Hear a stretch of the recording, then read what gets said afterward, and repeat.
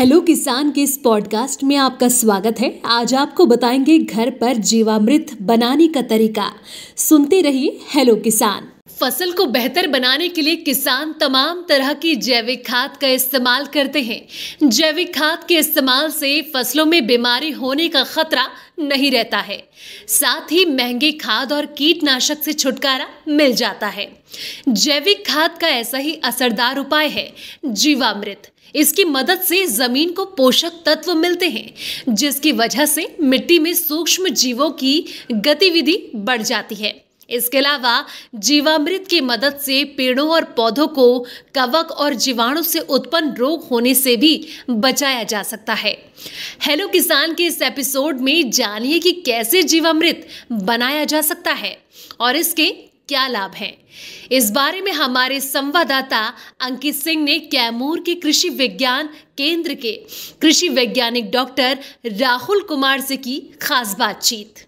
देखिए, प्राकृतिक खेती, कम लागत प्राकृतिक खेती में हम लोग इसका प्रयोग करते हैं और इसमें केमिकल फ्री खेती होना है और ये जीवों के द्वारा ही सारा तत्व पौधों को उपलब्ध किया। जो हम पोषक तत्व जो उपलब्ध होना है फसलों को, वो मिट्टी में हम मानते हैं कि है हमारे पास, और जो नहीं है वो हम ऊपर से देते हैं उसको।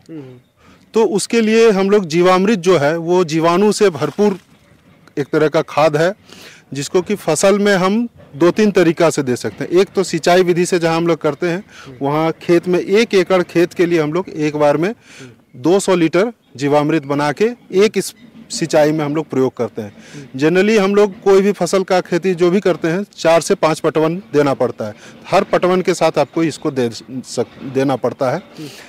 और अगर आप पटवन विधि से नहीं करते हैं, उतना पानी देने की आवश्यकता आपको नहीं है, आप ड्रिप इरिगेशन से खेती कर रहे हैं या और कोई विधि से करते हैं, तो इसको स्प्रे मशीन के द्वारा भी आप दे सकते हैं। तो स्प्रे मशीन के द्वारा देना है तो इसको कपड़ा से छानना पड़ता है आपको, छान के, क्योंकि नहीं तो नोजल में ही इसका फंसने का खतरा रहता है। तो बनाते कैसे हैं सर जीवामृत? तो इसमें बनाने का विधि है कि एक 200 लीटर का ड्रम ले लेंगे हम लोग, प्लास्टिक ड्रम ले लेते हैं। उसमें 180 लीटर के पानी रखते हैं 1 एकड़ के लिए। हाँ, 1 एकड़ में एक बार पटवन के लिए ये पड़ता है जरूरत। और इसमें कोई भी फसल की हम लोग कर सकते हैं। पानी हो गया सर, और बताइए। हाँ, इसमें 10 केजी 8 गोबर लगेगा। देसी गाय का गोबर चाहिए 10 केजी के, और 8 से 10 लीटर देसी गाय का पेशाब भी लगता है।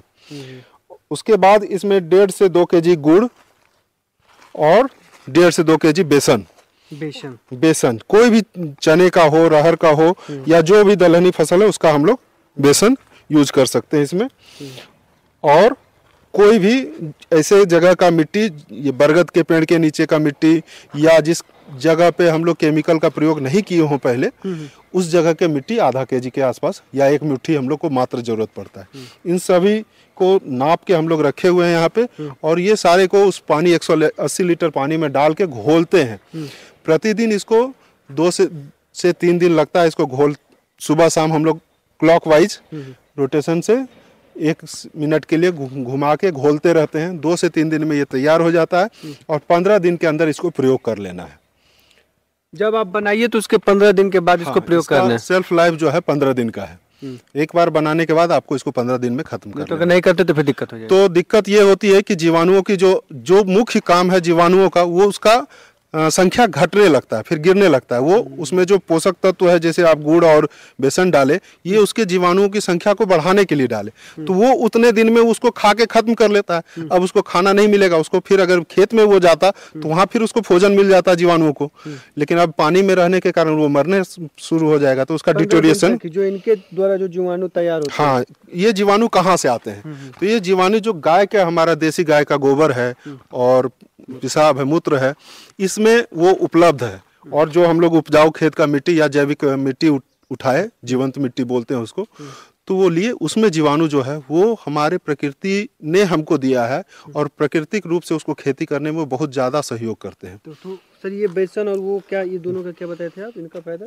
ये उसका भोजन के रूप में इस्तेमाल करते हैं, उसकी संख्या बढ़ाने के रूप में। जीवाणु हैं इसमें जो पाए जाते हैं, हाँ, वो उनका ये भोजन होता है। वो भोजन हुआ, उसको संख्या बढ़ा देते हैं उसको।